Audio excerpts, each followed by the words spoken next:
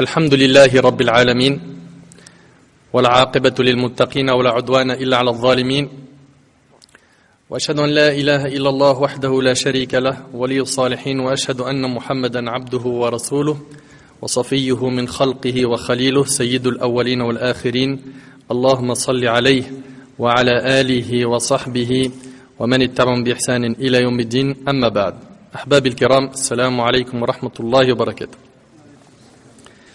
Notre thème aujourd'hui avec l'aide d'Allah Tabarak wa Ta'ala est la compilation du Coran. La compilation du Coran. Pour traiter ce sujet, il serait intéressant de faire un petit détour vers l'histoire de la compilation du Coran. Comment le Coran a été compilé? Quelle méthode a été utilisée pour compiler ce livre? Quels sont les acteurs de cette compilation?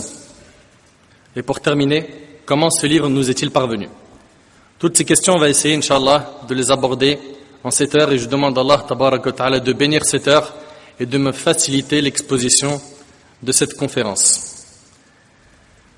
Mes frères ainsi que vous, mes sœurs, rappelons un petit peu la situation de l'Arabie de l'époque, car le prophète sallallahu alayhi wa sallam est issu de l'Arabie, n'est-ce pas? Le prophète sallallahu alayhi wa sallam est issu de la Mecque. Et à l'époque, la plupart des Arabes dans la péninsule arabique étaient des gens illettrés. Ils ne savaient ni lire ni écrire. D'accord? Dans la péninsule arabique, les gens ne savaient ni lire ni écrire. L'art de l'écriture était très peu développé dans la péninsule arabique. Ce qui était le contraire des nations voisines de l'Arabie, comme l'Empire byzantin et l'Empire perse, où l'écriture était développée. Mais les Arabes ont un avantage capital dans l'histoire. Vu que l'écriture n'est pas développée, ils ont en revanche une excellente mémoire. Ils apprennent bien les choses.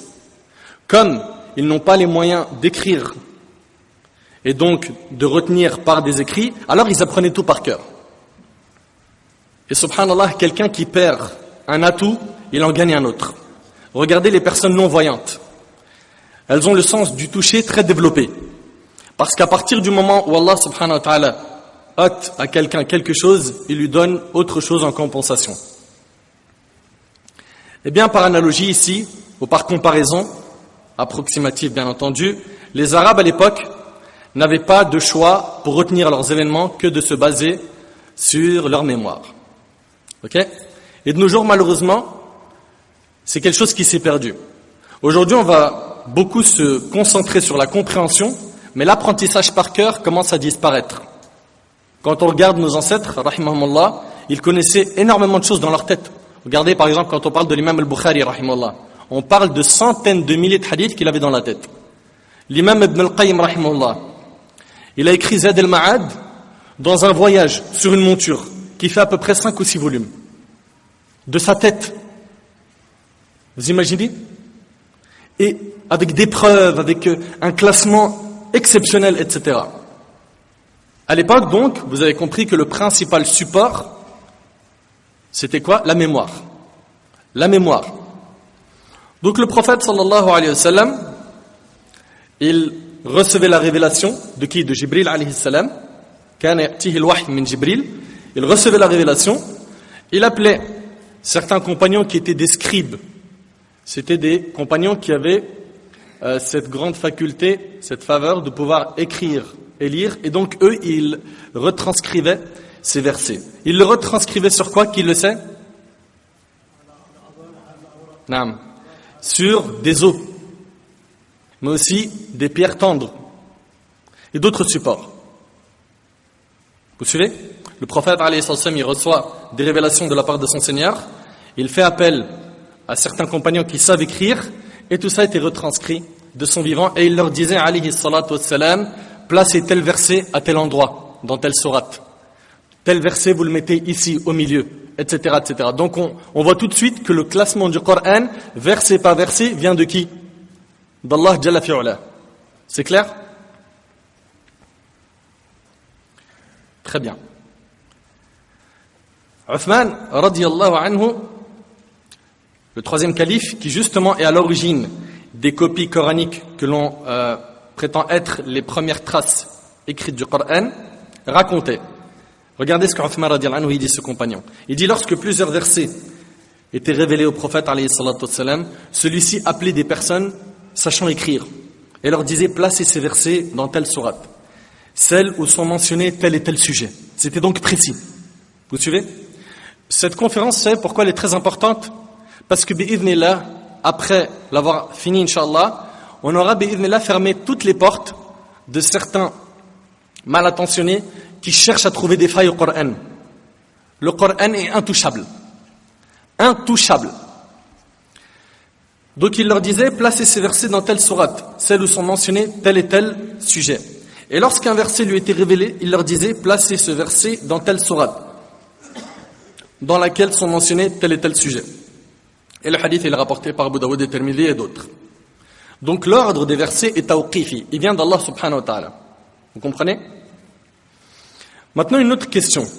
Qui a une idée des noms des scribes du prophète alayhi salatu wassalam? Qui sait, qui parmi les compagnons écrivait? Abdullah ibn Amr ibn al-As, Ali ibn Abi Talib. Alors vous écoutez attentivement, il y a bien sûr les 4 califes, il y avait Ubay ibn Ka'b, Zayd ibn Thabit, Mu'adh ibn Jabal, radiyallahu anhum ajma'in, Amr ibn Fuhayra et d'autres. Et d'autres. D'accord? Ensuite, il faut qu'on aille rapidement à l'époque d'Abu Bakr as-Siddiq radiyallahu anhu. À l'époque du prophète sallallahu alayhi wa sallam, il n'y a aucun problème. S'il y a une incompréhension, s'il y a des questions particulières sur le Coran, le prophète alayhi sallam, il est présent pour répondre. D'accord? De son vivant lui-même alayhi sallam, il n'a pas compilé le Coran en un livre pour une raison simple, c'est que le Coran, comme vous le savez, il a été révélé sur 23 ans. Et donc, comme le Coran n'avait pas été entièrement révélé, donc il ne pouvait pas en faire dès le début un livre, car ça aurait été difficile de placer des versets au milieu des sourates dans un livre. Vous êtes d'accord? Ok? De son vivant, par contre, ça a été écrit. Écrit sur, comme on a dit tout à l'heure, des pierres lisses, des omoplates, etc., etc. Après la mort du prophète sallam, on a non seulement un nombre considérable de compagnons du prophète sallam qui connaissaient le Coran par cœur, et aussi on a des supports écrits. Donc les compagnons qui le connaissaient par cœur, ils étaient nombreux. Radiyallahu anhum. À l'époque d'Abu Bakr radiyallahu anhu, le premier calife des musulmans, son califat va durer 2 ans, il y a un fait qui va se produire, et ce fait va faire qu'Abu Bakr radiyallahu anhu va prendre une décision qui est particulière. Une décision particulière.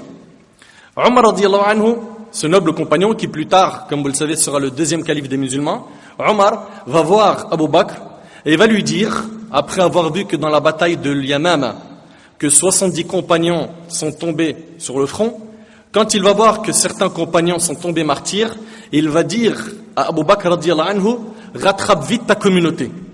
Rattrape vite ta communauté, car ceux qui connaissent le Coran par cœur, un grand nombre d'entre eux sont morts, et j'ai peur qu'avec d'autres batailles, ce type de personnes disparaissent, et que le Coran disparaît. Donc il lui a dit, réunis ça dans un livre. Abu Bakr radiyallahu anhu, il a été très étonné de cette décision, et il lui a dit, comment est-ce que tu veux que je fasse quelque chose que le prophète sallallahu alayhi wa sallam n'a pas fait? Et là, Omar de lui dire, c'est une chose qui est bonne, c'est une bonne chose, fais cela. Et il a tellement insisté auprès d'Abu Bakr as-Siddiq radiyallahu anhu que finalement Abu Bakr a été apaisé de cette idée. Et quand Abu Bakr a été apaisé de cette idée, il a fait appel à un compagnon exceptionnel, Zayd ibn Thabit radiyallahu anhu, qui lui était un parmi les scribes du prophète sallallahu alayhi wa sallam. Et Zayd ibn Thabit radiyallahu anhu, il avait une mémoire impressionnante.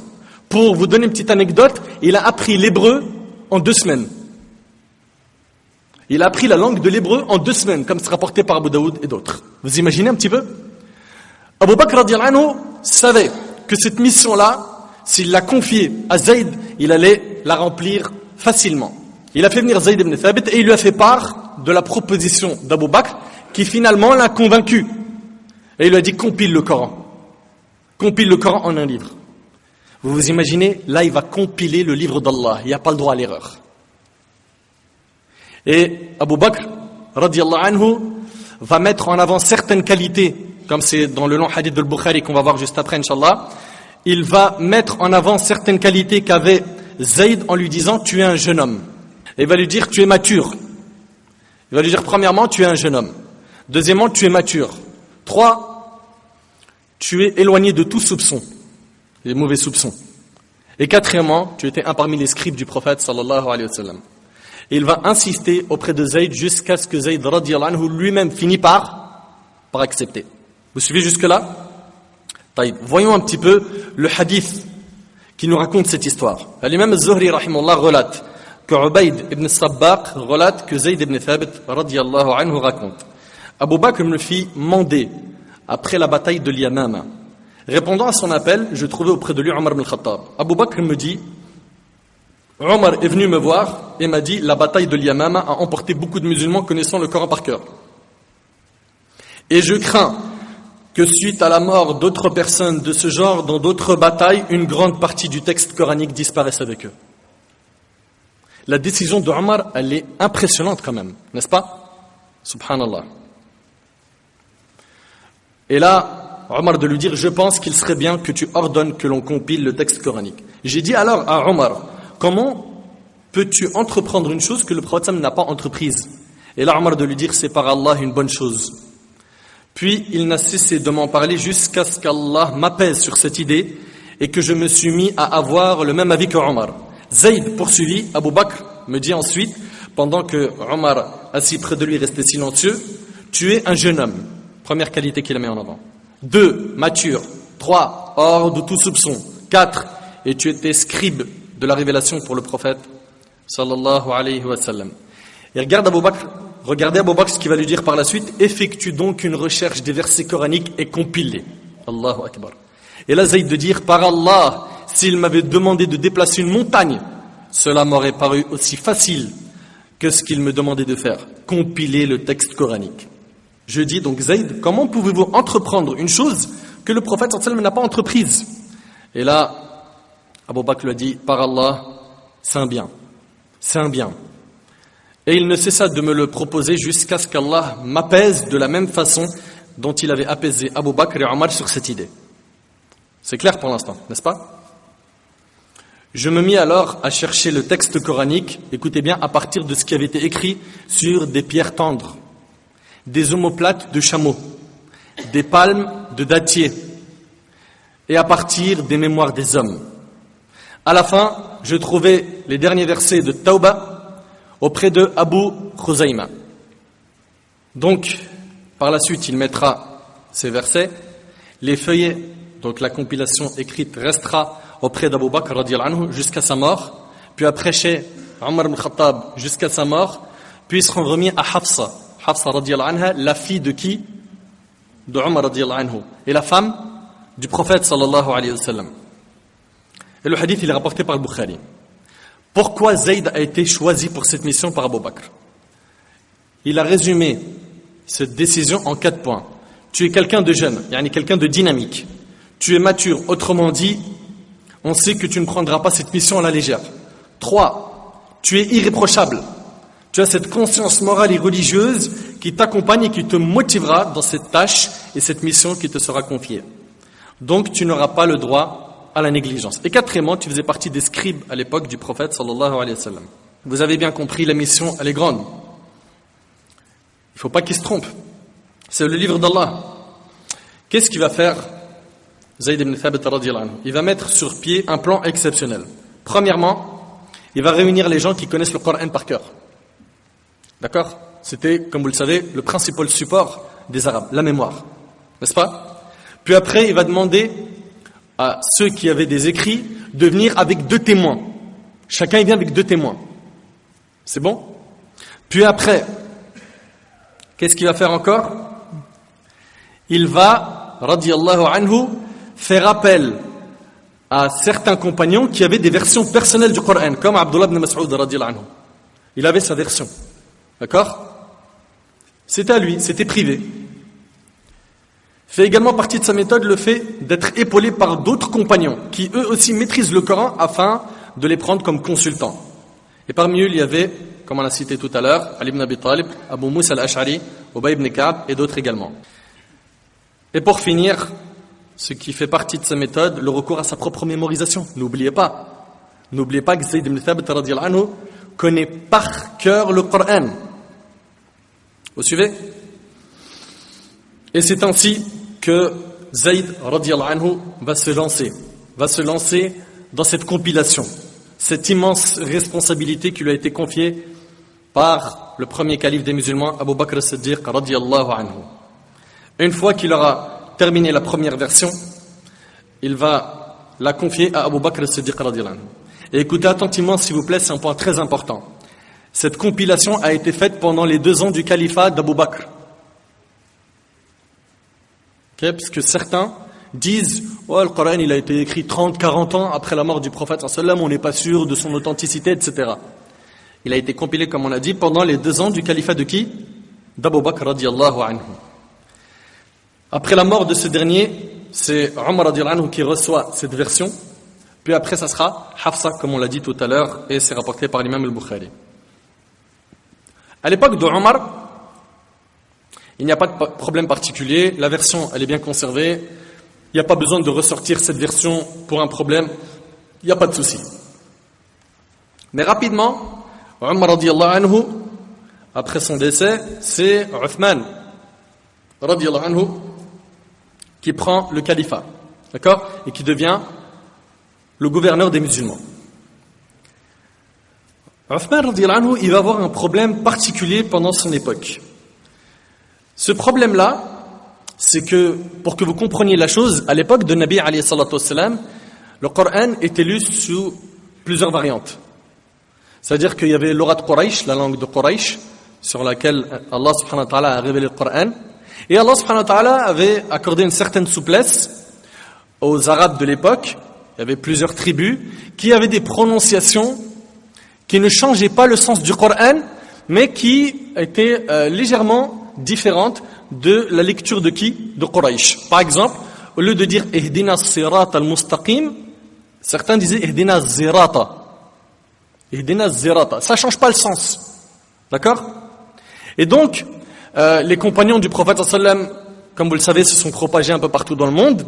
Et il y avait beaucoup de personnes qui rentraient en islam, donc des fraîchement convertis, et qui, eux, commençaient à se quereller sur la manière de réciter. Non, c'est comme ça, non, c'est pas comme ça, non, c'est comme ça, non, c'est pas comme ça. Et là, Hudayfa ibn al-Yaman, radiyallahu anhu, va se précipiter et aller voir qui? Et aller voir Uthman, radiyallahu anhu. Et il va lui dire, écoute, sauve cette communauté avant qu'elle ne connaisse le même sort que les communautés qui l'ont précédée. Sauve-les. Parce que là, les variantes sont différentes et ça commence à créer des problèmes. Vous suivez jusque-là? Sauve cette communauté avant qu'elle ne connaisse le même sort que les communautés qui l'ont précédée. Autrement dit, avant que son livre ne perde de sa valeur et que de ce fait nous connaissons le même sort que les nations précédentes. Alors qu'est-ce qu'il va faire Uthman radiyallahu anhu? Il va à son tour récupérer la version qui est chez qui? Chez Hafsa. Rappelez-vous, elle est chez Hafsa. Et après, il va procéder à une nouvelle compilation. Ok? Le contenu est le même. C'est uniquement la variante qui sera celle de Quraysh. D'accord? N'oubliez pas que le Nabi alayhi salam l'avait reçu sous cette version. Donc il va dire, on reprend le Coran et on garde qu'une seule variante et ça sera de cette manière qu'on lit le Coran pour pas qu'il y ait des disputes et des divergences. On va de nouveau faire appel à quel compagnon? Zayd ibn Thabit radiyallahu anhu. Il a eu une grande responsabilité, une immense responsabilité. Il sera épaulé par d'autres compagnons qui ont aussi une grande connaissance du Coran. Il y aura Abdullah ibn Zubayr et d'autres contemporains de l'époque d'Uthman. Il y a Saïd ibn al-As ainsi que Abdurrahman ibn Hisham et d'autres. Dans le hadith qui est rapporté par le Bukhari, on retrouve tout ce qu'on était en train de dire là. Zuhri rahimahullah relate que Anas radiyallahu anhu lui a raconté ceci. Hudayfa radiyallahu anhu va rencontrer Uthman. Il va rencontrer Uthman. Jusque-là, il participait aux campagnes d'Arménie et d'Azerbaïdjan, aux côtés des musulmans de Syrie et d'Irak. Ce qui effraya Hudayfa furent les querelles de ces derniers à propos de la récitation du texte coranique. Ça a effrayé Hudayfa. C'est pour ça qu'il est parti à l'armée le compagnon Uthman, radiyallahu anhu. Hudayfa dit donc à Uthman, chef des croyants, rattrape cette communauté avant qu'elle ne se divise à propos de l'écriture comme l'ont fait les gens du livre. Uthman, radiyallahu anhu, fit dire à Hafsa, envoie-nous les feuillets. Nous retranscrirons le contenu dans les copies, puis nous te les rendrons. Hafsa les fit remettre à Uthman. Celui-ci chargea Zayd ibn Thabit, Abdullah ibn Zubayr, Sa'id ibn al-As et Abdurrahman ibn al-Harith ibn Hisham de préparer ces copies. Ceux qui transcrirent le contenu des feuillets dans les copies, ils ont retranscrit les feuillets dans les copies. Uthman dit aux 3 Qurayshites, des 4 membres de cette commission, si vous et Zayd ibn Thabit divergez à propos de quelque chose du texte coranique, écrivez-le selon le dialecte de Quraysh. Écrivez-le selon le dialecte de Quraysh. Car le texte coranique a été révélé dans leur dialecte. C'est donc ce qu'ils firent lorsqu'ils eurent retranscrit le contenu des feuillets dans les copies. Uthman fit rendre ceci à Hafsa, il lui a rendu la version qu'elle lui avait confiée, et il fit envoyer dans chaque région une de ses copies. Il a envoyé dans chaque région une de ses copies, et regardez bien ce qu'il va faire, et il ordonna que tout autre feuillet ou copie contenant le texte coranique soit brûlé. Et c'est rapporté par le Bukhari. Donc toutes les autres variantes ont été brûlées. La seule qui est restée, c'est celle qu'on a aujourd'hui. C'est cette version qu'on a entre les mains aujourd'hui. Vous suivez? Clair? Taï. Très bien. Donc on y voit ici que la compilation du Coran, elle a été faite avec un nombre de compagnons tellement important, ce qu'on appelle at-tawatur. Un nombre de compagnons tellement important qu'il est impossible qu'ils se soient réunis sur une erreur ou un mensonge. Le nombre de compagnons qui connaissaient le Coran par cœur et ce qu'il a fait Zayd ibn Thabit radiyallahu anhu à son époque est un travail exceptionnel radiyallahu anhu. Et c'est là qu'on comprend bien la parole divine quand Allah tabaraka wa ta'ala dit dans sourate al-Hijr, sourate 15 verset 9, inna nahnu nazzalna adh-dhikr wa inna lahu lahafidhun. En vérité, dit Allah, c'est nous qui avons fait descendre le Coran et c'est nous qui en sommes gardiens. Allah subhanahu wa ta'ala a préservé ce livre de toute falsification, de toute modification. Ce qu'on lit aujourd'hui, c'est ce que le prophète sallallahu alayhi wa sallam a appris de la part de Jibril alayhi salam. Et subhanallah, regardez aujourd'hui combien de personnes apprennent le Coran par cœur. Allahu Akbar. C'est un livre, ils ne pourront jamais l'effacer de nos mémoires. D'ailleurs, si aujourd'hui on prenait tous les Qur'ans du monde, on les brûlait, en quelques heures de la mémoire des gens, on en écrirait des milliers. N'est-ce pas? Et c'est le miracle de tous les temps. Et ce Qur'an-là, malheureusement, on a un rapport avec lui qui est mauvais. Mauvais. Certains, ils s'en servent que pour ruqya. C'est-à-dire que lui, toute la journée, il est dans les péchés, etc. Loin d'Allah. Mais le Coran, il s'en rappelle quand il commence à aller mal et tout, il va voir un imam, il lui dit Allah yahfazak, fais-moi une ruqya, je me sens mal. Aujourd'hui, dès que quelqu'un il se sent mal, tout de suite, il sent qu'il a un djinn, du suhour, etc., etc., etc. Donc, Allah tabarak wa ta'ala a préservé ce livre. D'accord? Pour information, la nuit du destin, c'est la nuit durant laquelle, selon notre croyance, le Coran, dans son entièreté, a été révélé. Inna anzalnahu fi laylatil qadr, n'est-ce pas? Le Coran a été révélé pendant la nuit du destin. Est-ce que le Coran a été révélé entièrement au prophète sallallahu alayhi wa sallam? Oui, mais attention. Il a été révélé au premier ciel entièrement. Au premier ciel. D'accord? Et après l'ange Jibril alayhi salam, sous ordre d'Allah, transmet les parties du Coran sur une période recouvrant combien d'années? 23 ans. 23 ans. Combien d'années à Mecca? 13 ans à la Mecque et 10 ans à Médine. Barakallahu fikum. J'aimerais aussi, puisqu'on parle du Coran, que ce livre regagne sa valeur dans nos cœurs. Malheureusement, je vous le dis encore une fois, on le sort que pendant Ramadan, pour le Tarawih, lire un petit peu ce que l'imam il va lire, ou avoir un petit wird, un petit programme qu'on va lire pendant Ramadan, ou pour une ruqya, etc., etc. Ou pour se protéger du ayn, on va attacher des petits Corans, des choses qui ne sont pas à faire. D'accord? Et donc, malheureusement, notre rapport avec le Coran, il n'est pas comme celui des compagnons radiyallahu anhum. Subhanallah, les compagnons, ils pouvaient lire un verset pendant qu'ils étaient en prière et le répéter toute la nuit. Le méditer. Certains, en écoutant un verset, ils se sont convertis à l'islam. D'autres, Ils allaient jusqu'à s'évanouir tellement le Coran y touchait leur cœur. Plusieurs personnes se sont repenties après avoir écouté des versets du Coran. Et malheureusement, beaucoup d'entre nous, ils écoutent le Coran, ça lui fait rien du tout. Tu lui récites un verset pour l'exhorter, lui faire arrêter un mal ou l'inciter à faire du bien, illa man rahimallah, sauf ceux à qui Allah a fait miséricorde. Les noms qui ont été donnés au Coran. Premièrement, le Coran. Et le mot Coran, c'est un substantif qui vient du verbe lire, qara'a, ou réciter, c'est la même chose. Bien que le mot réciter, on utilise maintenant beaucoup plus le terme arabe tilawa. C'est plus la récitation quant au verbe qara'a, c'est lire. Donc le Coran, c'est le livre de la lecture. Mais on l'appelle aussi Al-Furqan, le discernement. Le discernement. Parce que ce livre, à travers tous ses enseignements, discerne entre la voie droite et celle qui est déviante, entre le vrai et le faux. On l'appelle aussi Al-Dhikr, le rappel. Car le Coran est un rappel constant pour l'homme. À chaque fois que vous lisez le Coran, à chaque fois que vous le méditez, vous en tirez un nouveau rappel. On l'appelle aussi At-Tanzil, la révélation descendue, parce qu'il est descendu du ciel sur le prophète sallallahu alayhi wa sallam. D'accord ? Maintenant, rapidement, quels sont les thèmes abordés par le Coran ? Le Coran aborde une série de thèmes. Ces thèmes sont nombreux et je n'en citerai que quelques-uns.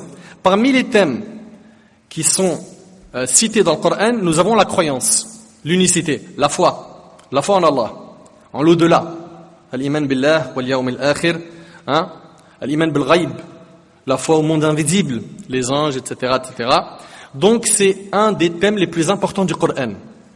D'ailleurs, regardez le Coran, comment il commence après le Fatiha. Alif Lam Mim, Dhalika al-kitab, la rayba fih. Allahu Akbar. Voici le livre dont il n'y a aucun doute. Regarde le premier verset dans Sourate Al-Baqarah. Tu viens de finir la Fatiha, c'est le premier verset après Alif Lam Mim. Dhalika al-kitab, la rayba fih. Hudan lil muttaqin, alladhina yu'minuna bil ghaib. C'est une guidée pour les pieux, et parmi leurs caractéristiques, c'est ceux qui croient au monde de l'invisible. Nous, on croit en Allah, ça fait partie du ghaib, n'est-ce pas ? Sa création prouve son immensité. Subhanallah, beaucoup de gens ils disent, mais qu'est-ce qui prouve qu'Allah existe ? Ouvre tes yeux. Ouvre tes yeux. D'où viennent ces montagnes ? D'où viennent ces arbres ? D'où viennent ces fruits ? D'où viennent ces plantes ? Toi, médite sur ton corps. Est-ce que tu imagines que ton corps soit différent de ce que tu as aujourd'hui ? Que les yeux soient en bas, que la bouche soit en haut. Allah subhanahu wa ta'ala, il a tout créé à la perfection. Azza wa jal, subhanahu. D'accord ? Et donc Allah subhanahu wa ta'ala a insisté dans la première période sur la croyance. C'est évident, à l'époque ils adoraient des idoles, ils avaient 360 statues qu'ils adoraient en dehors d'Allah. Ils faisaient ce qu'on appelle le shirk, l'association à Allah subhanahu wa ta'ala. Et donc Allah subhanahu wa ta'ala, il les a éduqués pendant longtemps sur la foi. Et le délaissement du shirk, le délaissement de l'association. D'accord ? Les sourates mécoises, ce sont celles qui ont mis l'accent sur la foi, les articles de la foi, et la croyance particulièrement. Ok ? Ensuite, qu'est-ce qu'on a encore dans le Coran ? On retrouve dans le Coran l'éthique, la morale, le comportement, la conduite. Dans le Coran, combien de versets nous incitent à avoir un bon comportement ? Combien ? Si nous, en mettant en pratique le Coran, on n'aurait pas besoin de faire de grands efforts pour exposer l'islam. On aurait réussi à faire une da'wa silencieuse. La da'wa silencieuse, c'est celle avec le comportement. Avec le comportement. Tu voles pas, tu es honnête, tu mens pas, tu triches pas, tu prends pas les biens d'autrui, etc., etc., etc., etc. Tu respectes les personnes âgées, tu respectes les non-musulmans, tu respectes les juifs, les chrétiens, etc. Et malheureusement, tout ça, on veut nous montrer, comme certains malheureusement malhonnêtes, que notre Coran est un livre de guerre. Ça, on va y venir rapidement, Inch'Allah. On en fera une petite parenthèse très rapide, Inch'Allah. Donc on a dit que dans le Coran, il y a l'éthique, la morale, le bon comportement. Dans le Coran, on y trouve aussi les devoirs institués, la prière, le jeûne, l'aumône, le zakat, le hajj, etc., etc., etc. Nous avons également les transactions, al-mu'amalat, et les relations sociales. D'accord ? On a des versets qui nous parlent du mariage, du divorce, de l'enterrement, des dépenses familiales, etc., etc., etc., etc. Ensuite, on a aussi ce qui est licite et illicite. Al-halal wal-haram. Et ici, on a un nuqta muhimma jiddan. J'ai un point, j'aimerais m'attarder dessus. C'est que beaucoup de gens pensent que notre religion, c'est un ensemble d'interdits. Il n'y a que du haram. Tout est haram, il n'y a rien d'autorisé. Non. Quand on réunit ce qui a été interdit par notre religion, c'est une petite poignée comparée à l'immensité des choses autorisées. Ça, c'est quelque chose que vous devez le garder en tête. Et si vous voyez que l'islam, c'est un ensemble d'interdits, c'est parce que vous ne connaissez pas l'islam encore. Vous n'avez pas encore bien appris la religion. Allah, tabarak wa ta'ala, veut pour nous la facilité. Allah, subhanah, notre créateur, il a fait descendre ce livre pour qu'on vive la joie sur terre avant de la vivre dans l'au-delà. Vous suivez? Et comme vous le savez, certains journalistes des médias malhonnêtes, j'ai bien dit certains, prennent des raccourcis quand ils parlent de notre religion et ils vont tout de suite dire oui mais votre religion c'est une religion sanguinaire, hein? Quand on regarde vos versets, ils appellent au meurtre, ils appellent à tuer. Regardez, Allah il dit quoi dans votre livre? Waqtuluhum haythu thaqiftumuhum. Tuez-les là où vous les trouvez. Voilà. Et ils sont spécialisés dans le fait de prendre un verset et de le sortir du contexte. Et ce qui est étonnant, c'est qu'ils ne peuvent pas se prononcer dans un domaine comme la médecine, la mécanique, l'informatique, quand ils ne sont pas qualifiés, mais bizarrement, ils sont tous théologiens. Bizarrement, ils maîtrisent tous le Coran. Bizarrement, tous, ils sont capables de faire des études comparatives, de parler des versets, d'expliquer des choses qui nous auraient échappé, etc. Si on reprend ce verset, tuez-les là où vous les trouvez, et qu'on regarde, subhanallah, les versets qui sont venus juste avant, Allah subhanahu wa ta'ala il dit combattez dans le sentier d'Allah ceux qui vous combattent. Combattez dans... Ça c'est le verset qui est juste avant. Combattez dans le sentier d'Allah ceux qui vous combattent. Et n'agressez pas. Car Allah n'aime pas ceux qui sont du nombre des agresseurs. Le verset qui vient après, c'est tuez-les là où vous les trouvez. On parle de qui? D'une situation de guerre où les musulmans sont obligés de se défendre. Vous voyez? Mais voilà, c'est des théologiens. Ils viennent nous expliquer comment il est notre livre.